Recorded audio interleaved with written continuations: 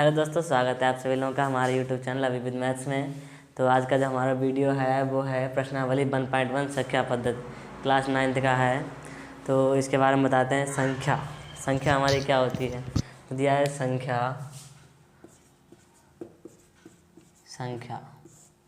संख्या हमारी दो प्रकार की होती हैं। एक होती है हमारी वास्तविक संख्या, दूसरी होती है हमारी काल्पनिक संख्या। तो इधर लिखते हैं वास्तविक संख्या।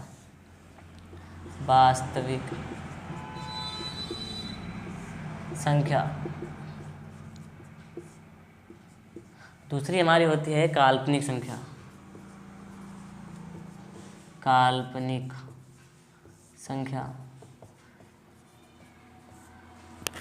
वास्तविक संख्या के अंतर्गत हमारी दो संख्याएं आती हैं।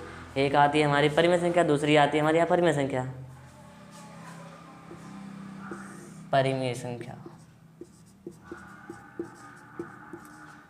परिमेय संख्या और दूसरी आती है हमारी अपरिमेय संख्या।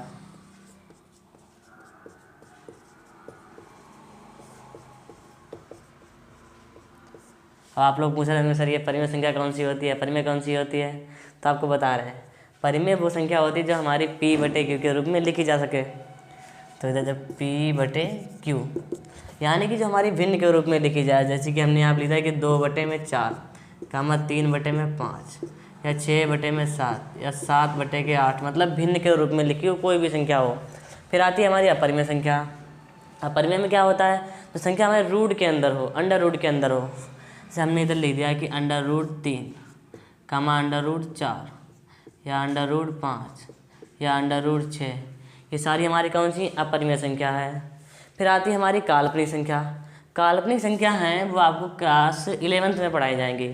मगर जो क्या होता है, जैसे ये किसी के बाहर हम लगाते हैं अंडर रूट, तो बाहर लगाते हैं इस टाइप से। ये हमारी कौन सी, ये भी हमारी परिमेय होती हैं, अपरिमेय होती हैं। इनके जो संख्याएं के लगाते हैं बाहर, वो हम अंडर रूट जो हम माइनस लगाते हैं वो संख्याओं के बाहर लगाते हैं, अंडर रूट के बाहर। वो जो अपरिमेय में लगाते हैं वो भी बाहर लगाते हैं, लेकिन जो काल्पनिक में है वो संख्याओं के अंदर लगाते हैं। जैसे हमने इधर लगा दिया कि √-1 या √-2 या √-3, इस टाइप से हमारी जो संख्या हैं वो चलती हैं। ये हमारी हो गई संख्या। फिर आगे आपको बताते हैं, जो हमारा क्वेश्चन है वो दिया गया है कि क्या शून्य एक परिमेय संख्या है। इसको मिटाते हैं।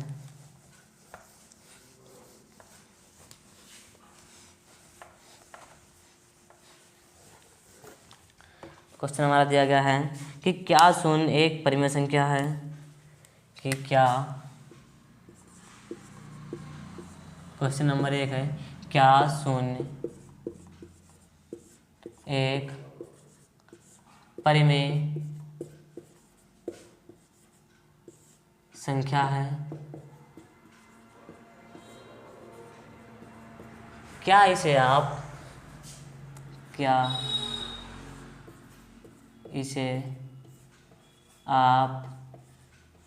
P/Q के रूप में लिख सकते हैं।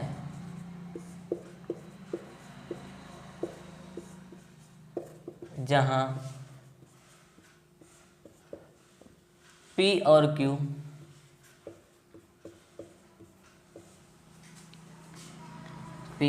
पूर्णांक हैं। तो बिल्कुल क्या शून्य एक परिमेय संख्या है। बिल्कुल शून्य जो एक हमारी है वो परिमेय संख्या है। तो यहाँ हल में लिखेंगे कि शून्य एक परिमेय संख्या है।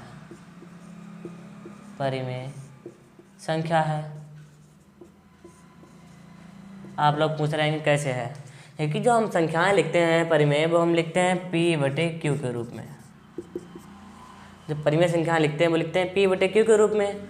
जो हमारा 0 दिया गया है, शून्य दिया गया है, कि बोला क्या शून्य एक परिमेय संख्या है, तो हमने बोल दिया 0 एक परिमेय संख्या है। 0 एक परिमेय संख्या है। क्या इसे आप P/Q के रूप में लिख सकते हैं, जहाँ P और Q पूर्णांक हैं। तो P और Q तो हमारे पूर्णांक हो गए, लेकिन Q के बराबर में नहीं है 0। ये और है इसमें कि Q के बराबर, यहाँ पे Q बराबर नहीं है 0 के।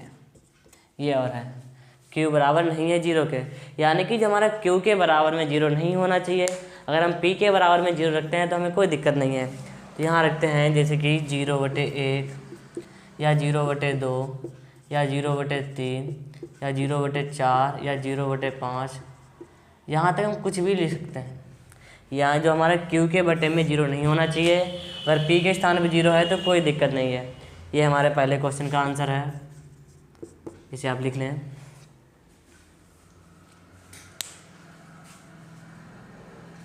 तो दूसरा क्वेश्चन हमारा दिया गया है कि 3 और 4 के बीच में 6 परिमेय संख्याएं ज्ञात कीजिए।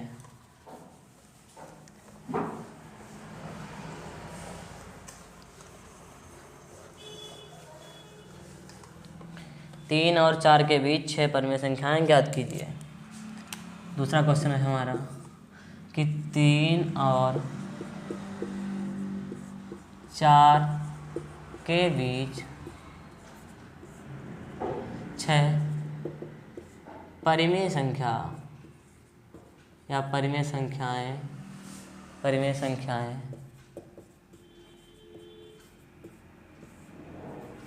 ज्ञात कीजिए। तो हल में लिखेंगे,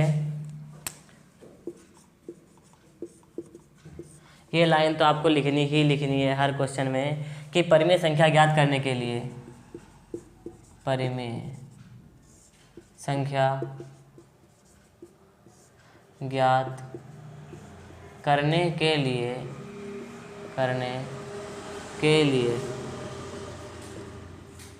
आप देखें कि इसमें हमारी कितनी संख्याएं पूछी गई हैं।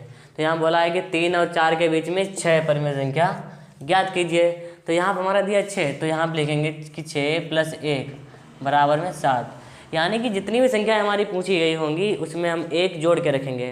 अगर 7 पूछी गई होती यहाँ पे तो यहाँ पे 8 हो जाता हमारा, अगर 8 पूछी गई होती तो हमारा यहाँ पे 9 हो जाता। तो लिखते हैं, यहाँ पर दिया 3 है हमारा, तो यहाँ पे 3 लिख लिया। इधर हमारा 7 निकल के आया था, तो 7 का गुणा हम अंश में भी करेंगे और हर में भी कर देंगे।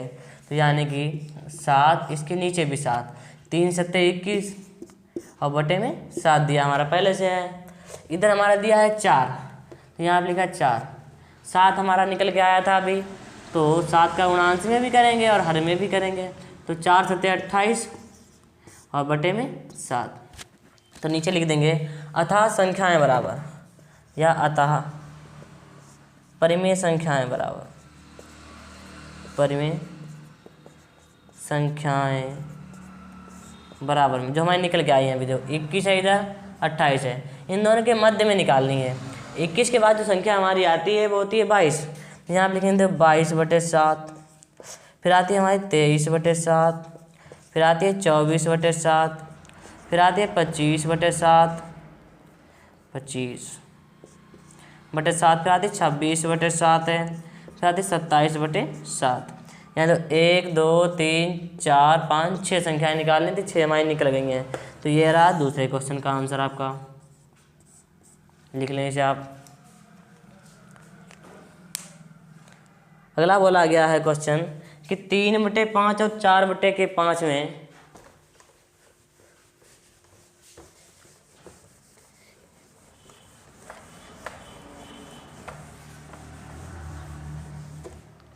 क्वेश्चन नंबर 3 हमारा है कि 3/5 और 4/5 कि 3/5 और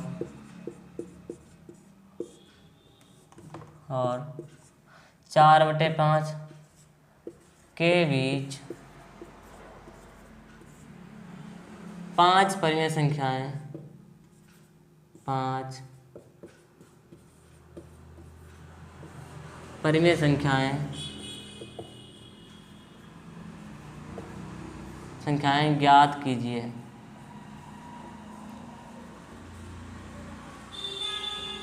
सेम नियम वही वाला,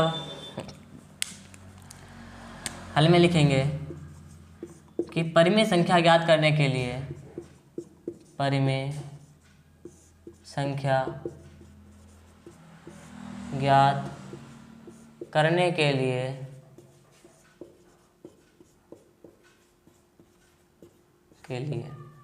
इधर हमारी पूछी गई थी 5 परिमेय संख्या है, तो 5 में 1 जोड़ देंगे, हमारा हो जाएगा 6। यहाँ पर लिखा कि 5 + 1 = 6। संख्या निकालते हैं, तो दिया हमारा 3/5, तो लिख लिया 3/5। इधर हमारा निकल कर आया था 6, तो 6 का गुणा अपना अंश में भी करेंगे और हर में भी कर देंगे, तो इधर लिखा 6 ऊपर भी और नीचे भी। 3 6 का 18 हो गया, इधर हमारा 5 6 का 30 हो गया। अगली है हमारी संख्या 4/5, इधर लिखा 4/5। उधर हमारा 6 निकल कर आया था, तो ऊपर भी 6 से गुणा करेंगे और नीचे भी कर देंगे, तो 4 संग 24 हो गया और नीचे हमारा 5 6 का 30 हो गया। दोनों के जो हर हैं वो हमारे समान आने चाहिए। संख्या निकालते हैं। 18 के बाद संख्या जो आती है वो हमारी होती है 19, 19/30। फिर आती है 20/30, 21/30, 22/30, फिर आती है हमारी 23/30। 5 संख्या निकालनी थी, 1 2 3 4 5, ये 5 संख्याएँ हमारी निकल गई। तो ये रहा तीसरे क्वेश्चन का आंसर आपका।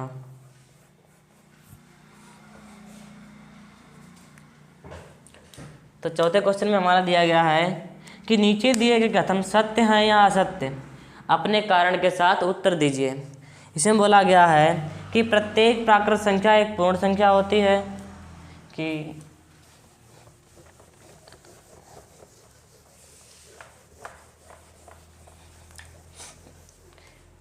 प्रत्येक प्राकृत संख्या, क्वेश्चन नंबर 4 का पहला है ये, कि प्रत्येक प्राकृत संख्या एक पूर्ण संख्या होती है, पूर्ण संख्या होती है। देख लेते हैं हल में कि प्राकृत संख्या क्या होती है और पूर्ण संख्या क्या होती है। पूर्ण संख्या होती है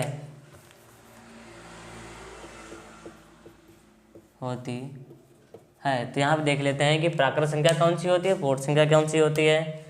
तो लिखते हैं प्राकृत संख्या। प्राकृत संख्या, प्राकृत संख्या जो हमारी हो वो 1 से स्टार्ट होती है, जैसे कि 1, 2 या 3 4 5 6, ऐसे हमारी अनंत तक चलती रहती है। फिर आती है हमारी पूर्ण संख्या। तो पूर्ण संख्या में लिखते हैं कि पूर्ण संख्या, पूर्ण संख्या हमारी 0 से स्टार्ट होती है, 0, 1 2 3 4 या 5 या 6, इस टाइप से हमारी चलती रहती है। तो क्या ये संख्याएं इनसे मैच कर रही हैं? जी हाँ, बिल्कुल, क्योंकि ये संख्याएं हमारी इन संख्याओं से मिल रही हैं। तो ये कौन सा कथन हो जाएगा हमारा? सत्य। तो यहाँ पे हल में लिख देंगे सत्य। दूसरा क्वेश्चन हमारा दिया गया है, दूसरा क्वेश्चन है कि प्रत्येक पूर्णांक एक पूर्ण संख्या होती है, कि प्रत्येक पूर्णांक एक पूर्ण संख्या होती है। इसमें देख लेते हैं कि पूर्णांक हमारे कौन से होते हैं, पूर्ण संख्या कौन सी होती है। पूर्णांक हमारे 2 होते हैं, एक होता है हमारा धनात्मक पूर्णांक, दूसरा होता है ऋणात्मक पूर्णांक। वो दोनों एक ही में लिखेंगे। इधर डाल लिया हमने पूर्णांक, पूर्णांक इधर लिख दिया। पहले लिखते हैं माइनस वाले, उधर लिखेंगे प्लस वाले। ठीक है, -5 या -4, -3, -2, -1, ऐसे चलते हैं 1 2 3 4 5, ये हमने पूर्णांक कर लिए। फिर आती है हमारी पूर्ण संख्या, इधर लिखा पूर्ण संख्या। पूर्ण संख्या आपको हमने बताई थी, वो हमारी 0 से स्टार्ट होती हैं, कि 0, 1 2 या 3 4 5 6 7 चलती रहती है ऐसे हमारी। क्या ये वाली संख्याएं इनसे मैच कर रही हैं? जी बिल्कुल नहीं। तो ये हमारा कौन सा कथन हो जाएगा? असत्य। तो हल में लिखेंगे असत्य।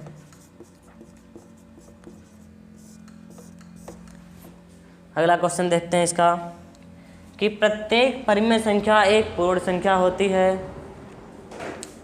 प्रत्येक परिमेय संख्या एक पूर्ण संख्या होती है।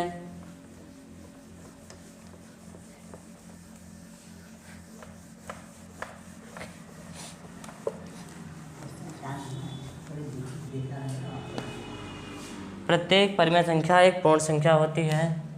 प्रत्येक, क्वेश्चन नंबर चौथे का तीसरा ही है कि प्रत्येक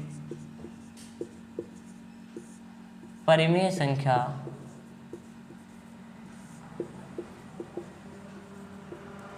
एक पूर्ण संख्या होती है। इसमें भी देख लेते हैं कि परिमेय संख्या कौन सी होती है, पूर्ण संख्या कौन सी होती है। तो परिमेय में लिखते हैं कि परिमेय संख्या,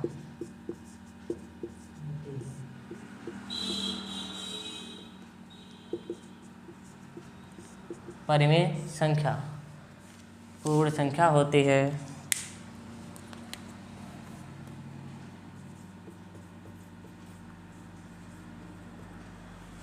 परिमेय संख्याएं जो हमारी होती हैं वो भिन्न के रूप में लिखी जाती हैं, यानी p बटे q के रूप में। तो लिखते हैं जैसे कि 4/5 या 6/7 या 8/2 या 5/4, ये हो गई हमारी परिमेय। फिर आती हमारी पूर्ण संख्या है। पूर्ण संख्या, पूर्ण संख्या कौन सी होती है, जैसे कि 0 या 1 2 3 4 5 6 7, ये हमारी पूर्ण संख्या होती है। क्या ये वाली संख्याएं इनसे मिल रही हैं? बिल्कुल नहीं। तो ये वाला कथन हमारा कौन सा हो जाएगा? असत्य। ये इसका आंसर है।